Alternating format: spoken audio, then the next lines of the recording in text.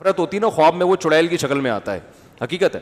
کبھی ساس کو بہو خواب میں اچھی کنڈیشن میں نظر نہیں آئی ہوگی, اور کسی بہو کو آج تک ساس خواب میں سفید کپڑوں میں نظر نہیں آئی ہوگی.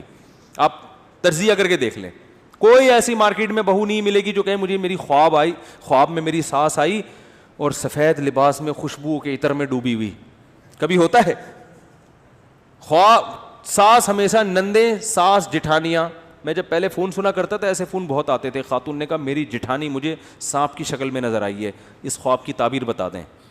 اب بیچاری جن لوگوں کو گھریلو ماحول نہیں پتہ ہوتا نا, جن علماء کو وہ تعبیریں بتاتے ہیں کہ تمہاری جٹھانی سے بچ کے رہو, مجھے پتہ ہوتا ہے اس کی جٹھانی بیچاری بے قصور ہے, اس کا قصور صرف یہ ہے کہ وہ اس کی جٹھانی ہے.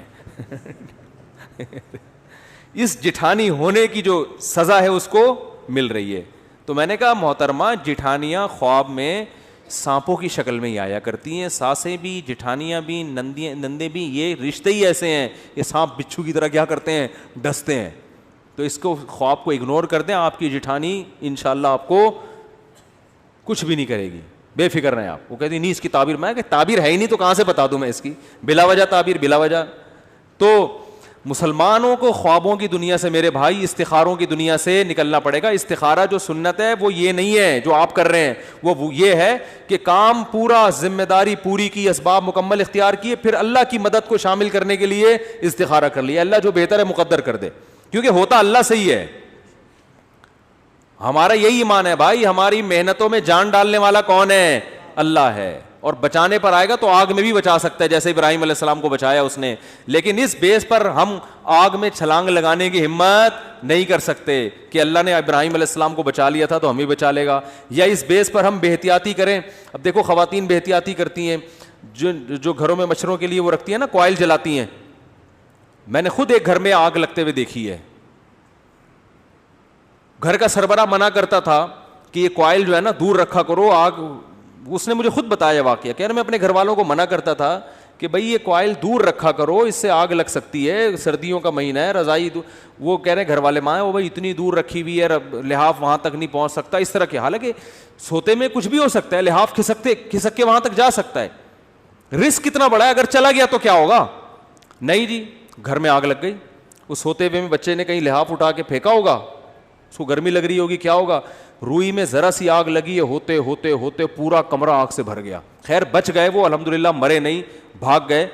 لیکن یہ نبی صلی اللہ علیہ وسلم نے کیا فرمایا کہ رات کو چراغ گل کر کے سو, چراغ بجھا کے سو. فَإِنَّ الْفُوَيْسِقَةَ تَضْرِمُ النَّارَ عَلَىٰ أَهْلِهَا, کس قدر احتیاط ہے, صحیح حدیث ہے.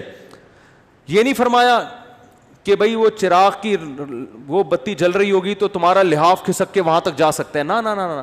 فرمایا اس بات کا امکان ہے کوئی چوہا نکلے رات کو اور وہ چراغ کو کیا کر دے, گرا دے, اور اس سے آئل پھیل جائے گا نا, اس میں آگ پھیل جائے گی. اس چوہے کا امکان کتنے فیصد ہوتا ہے گھر میں؟